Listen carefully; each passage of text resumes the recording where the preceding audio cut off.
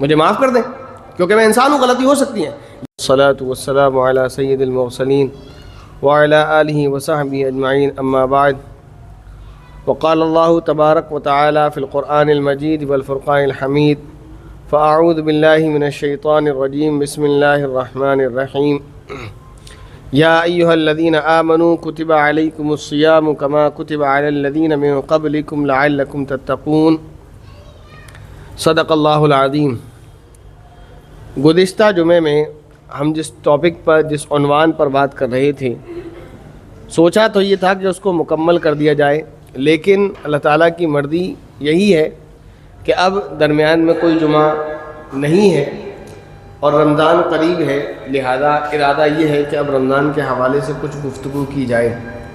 قرآن پاک میں اللہ رب العزت کا ارشاد ہے، یا ایھا الذین آمنوا، اے ایمان والو، کتب علیکم الصیام، تمہارے اوپر لازم کر دیے گئے ہیں روزے، کما کتب علی الذین من قبلکم، جیسے کہ لازم کیے گئے تھے تم سے پچھلی امتوں پر، لعلکم تتقون، تاکہ تم پرہیزگار بن جاؤ۔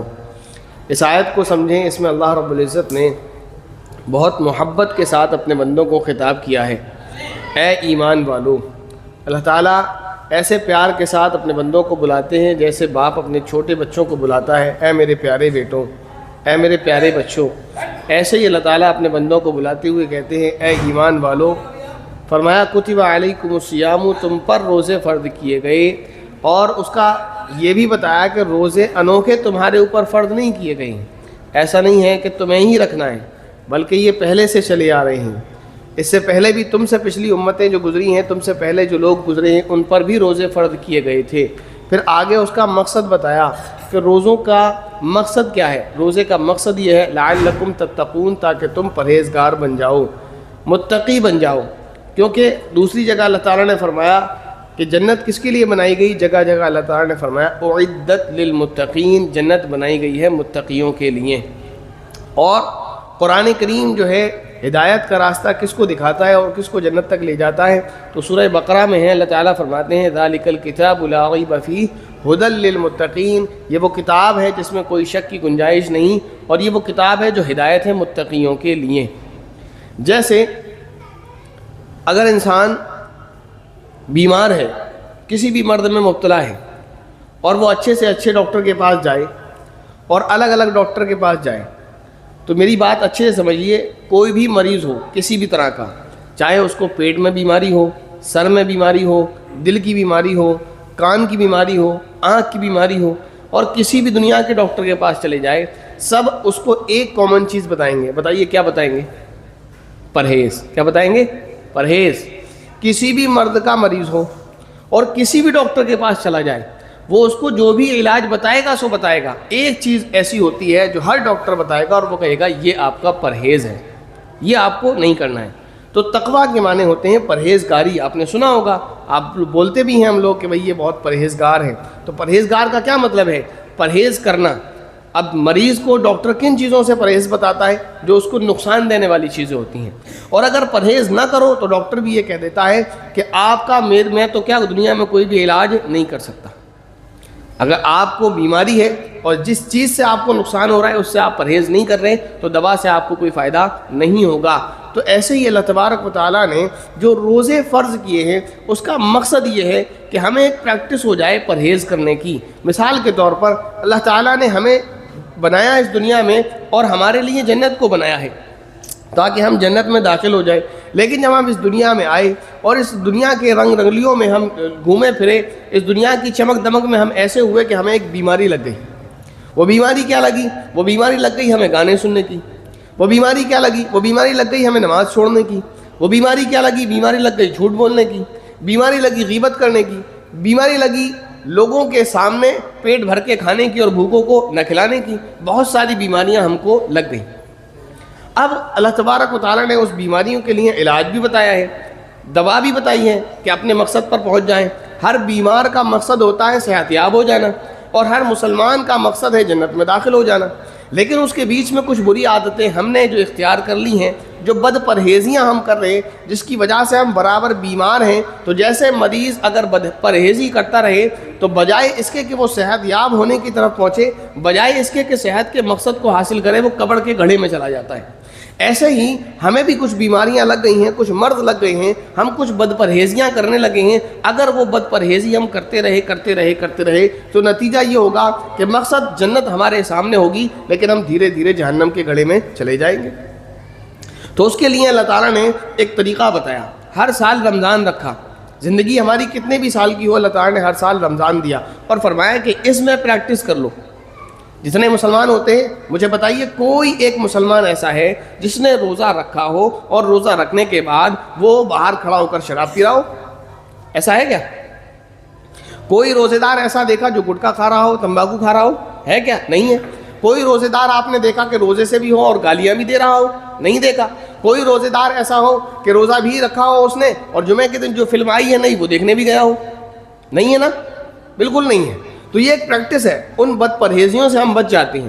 ہمارے لیے نماز ایک روحانی غذا ہے، ہمارے لیے دوا ہے کہ ہمیں جو بیماری لگی ہے، بہت ساری بیماریاں ہیں، اس کی دوا کیا ہے؟ نماز. قرآن میں اللہ تعالیٰ فرماتا ہے ان الصلاۃ تنہا عن الفحشاء والمنکر، کہ نماز کیا ہے؟ بے حیائی اور برائیوں سے روکتی ہے. تو یہ ایک دوا ہے.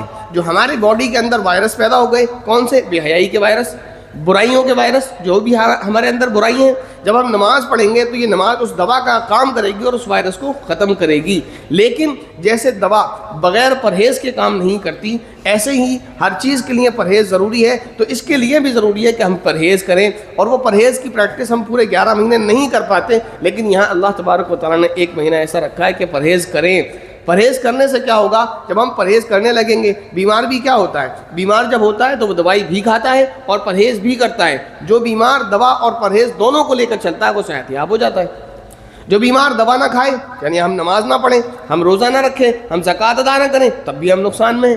اور جو بیمار دوائی تو کھاتا رہے لیکن بد پرہیزی کرتا رہے، یعنی نماز تو پڑھیں، روزے بھی رکھیں، لیکن جھوٹ بھی بولیں، شراب بھی پئیں، گالیاں بھی دیں، لڑائی جھگڑے بھی کریں، گانے بھی سنیں.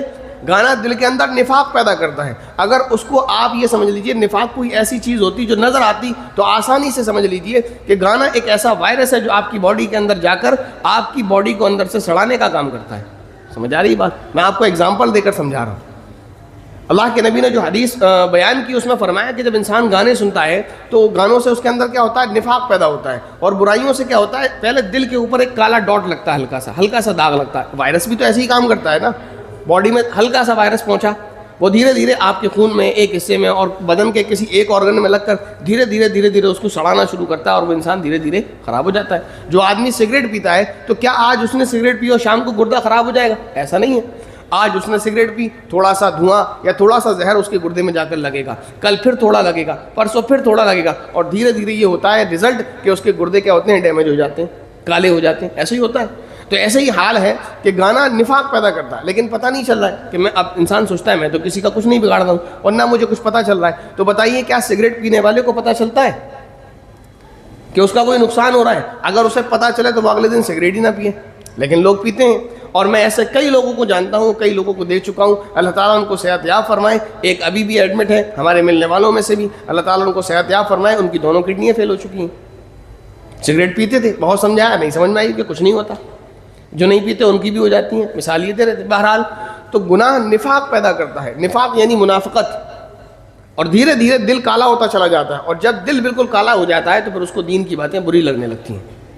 ہم سوچتے ہیں نا پتہ نہیں کیسا آدمی ہے یار، کم سے کم ہم اپنے آپ کو برا تو سمجھ رہے ہیں، ہم برا کر رہے ہیں تو برا تو سمجھ رہے ہیں، ہم گانے سنتے ہیں تو کم سے کم سمجھتے تو ہیں کہ ہم برے ہیں، ہم نماز چھوڑ رہے ہیں تو کم سے کم سمجھتے تو ہیں ہم برے ہیں. سامنے والے کو سمجھاؤ وہ لڑتا ہے، سامنے والے کو سمجھاؤ تو وہ دوسری مثالیں کرتا ہے. بڑے دیکھ لیے نمازی، بڑے دیکھ لیے روزے دار، بڑے دیکھ لیے دیندار، کیا ہو گیا ہے اس کو؟ تو وہ یہی چیز ہے جو اندر سے کام کرتی ہے کہ دل کیا ہو جاتا ہے؟ دل کالا ہونا شروع ہو جاتا ہے. تو دل کے اندر جو دل کا جو کام ہے وہ کام ہی نہیں کرتا. دل کا کام کیا ہے مجھے بتائیے؟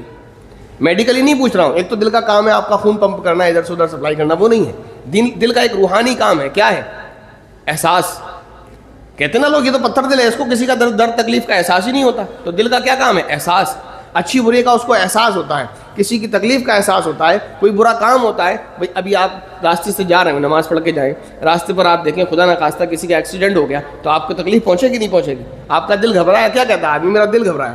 یہی تو کہتا ہے کہ میرے دل کو تکلیف پہنچی. تو وہ کیسے پہنچی؟ ایکسیڈنٹ اس کا ہوا ہے, میرے دل کو کیسے تکلیف پہنچی؟ وہ ایک احساس ہوتا ہے, وہ فیلنگز ہوتی ہیں, وہ کیا ہوتی ہیں؟ ختم ہو جاتی ہیں. ایسے ہی دل کے اندر سے روحانیت مر جاتی, ختم ہو جاتی.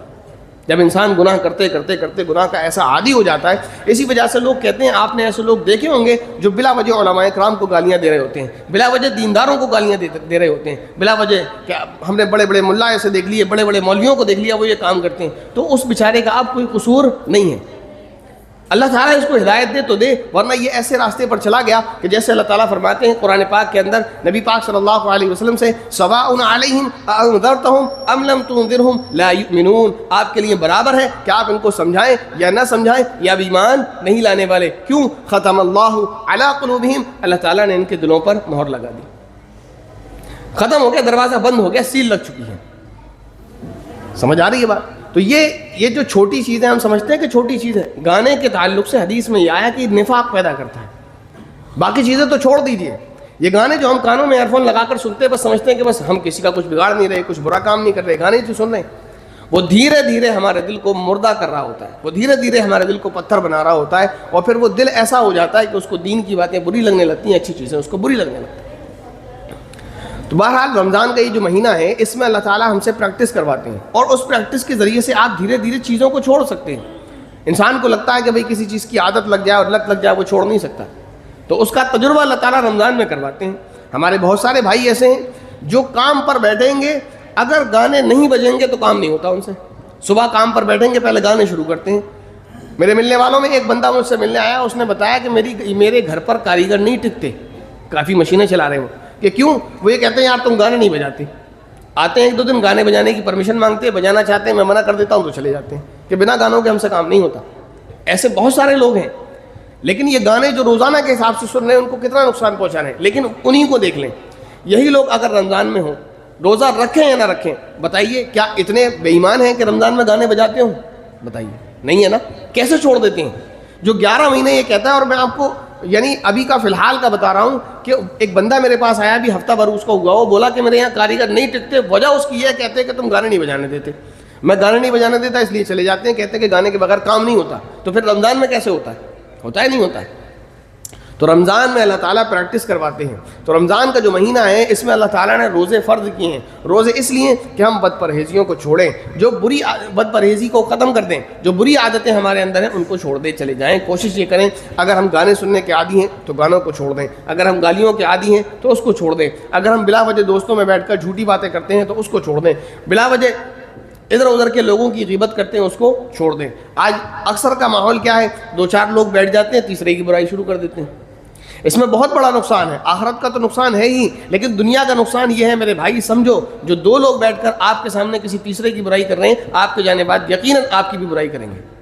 اور وہ دونوں جو آپس میں کسی اور کی برائی کر رہے ہیں, جب یہ دونوں الگ الگ کسی اور محفل میں بیٹھیں گے تو یہ دونوں بھی ایک دوسرے کی برائی کر رہے ہوں گے. تو بہرحال یہ ساری چیزیں جو بری عادتیں ہیں ہمارے اندر آ گئی ہیں. روزہ رکھنے کا مقصد یہ ہوتا ہے کہ ہم ان کو چھوڑ دیں. اور جب ہم روزہ رکھتے ہیں تو کیا کرتے ہیں؟ دوستوں کے ساتھ پٹیوں پہ بیٹھتے ہیں؟ نہیں بیٹھتے. کینٹین پہ بیٹھتے ہیں؟ نہیں بیٹھتے. کیا کرتے ہیں؟ نماز اور کام اور گھر, تیسرا کوئی کام نہیں ہوتا. ہوتا ہے کیا؟ انسان روزہ رکھتا ہے, سحری کرنے کے بعد سیدھا مسجد میں آ کر نماز پڑھے گا. اگر اس کو نیند زیادہ آ رہی ہوگی تو گھر جا کر سو جائے گا. بہت سے مسجد میں سو جاتے ہیں, یا پھر قرآن کی تلاوت کرے گا. یعنی رمضان میں بندہ ایسے زندگی گزار رہا ہوتا ہے گویا کہ فرشتہ یہی ہو. نماز, قرآن, ذکر اور اذکار, کمائی, حلال کمائی, یہ بھی عبادت ہے. نفل نماز سے زیادہ ثواب ہے اس عبادت کا. اللہ کے نبی صلی اللہ علیہ وسلم نے فرمایا کہ اگر کوئی آدمی حلال کمائی کرتا ہے اور اس کے اوپر اس کے گھر والوں کی ذمہ داری ہے, ان کو کھلانے کے لیے وہ کماتا ہے, تو وہ اس کا کمانا اس کے لیے ایسے سمجھا جاتا ہے جیسے کہ نفل عبادت وہ کر رہا ہے مسلسل. تو یہ حلال کمانا بھی عبادت ہے. تو اس وقت کیا کر رہا ہوتا ہے آدمی؟ پوری زندگی, پورا مہینہ اس کا عبادت ہی میں گزرتا ہے. اور تو اور ایک اور حدیث ہے, نبی پاک صلی اللہ علیہ وسلم نے فرمایا کہ روزے دار کا سونا بھی عبادت ہے, اور اس کا خاموش رہنا اس کی تسبیح ہے. ہم جب تسبیح پڑھیں گے جبھی تو ہمیں ثواب ملے گا, نہیں پڑھیں گے تو نہیں ملے گا. لیکن روزے کی حالت میں بندہ خاموش بھی رہتا ہے تو وہ ایسا لکھا جاتا ہے جیسے یہ تسبیح پڑھ رہا ہو. اور اگر سو بھی رہا ہوتا ہے تب بھی عبادت میں لکھا جا رہا ہوتا ہے. کیوں؟ اس نے روزہ رکھا ہوا ہے, اور روزہ مسلسل ایک عبادت ہے جو سحری سے لے کر غروب آفتاب تک چل رہی ہے. اس بیچ اگر وہ سو بھی جائے گا تو بھی عبادت گزار لکھا جائے گا. حدیث شریف میں آتا ہے جس بندے نے عشاء کی نماز پڑھ لی اور وہ سو گیا اور صبح فجر کی نماز وہ پڑھ لے تو اس کو ساری رات عبادت کرنے کا ثواب ملتا ہے. اور رمضان میں یہ ہر آدمی کرتا ہے, رات کو عشاء کی نماز پڑھ کر سویا اور صبح سحری میں اٹھا فجر کی نماز پڑھ لی. گویا رمضان کے چاند نکل آنے سے عید کا چاند نکل آنے تک ایک مسلمان مسلسل عبادت کرتا رہتا ہے, چاہے وہ سو رہا ہو, جگ رہا ہو, یا گھر ہو یا باہر ہو, کہیں پر بھی ہو. تو یہ ایک مہینہ کتنا پیارا گزرتا ہے. تو ہمیں یہ چاہیے کہ ہم پورا سال اور پورے 11 مہینے اسی طرح سے گزاریں, نہ صرف یہ کہ ایک مہینہ.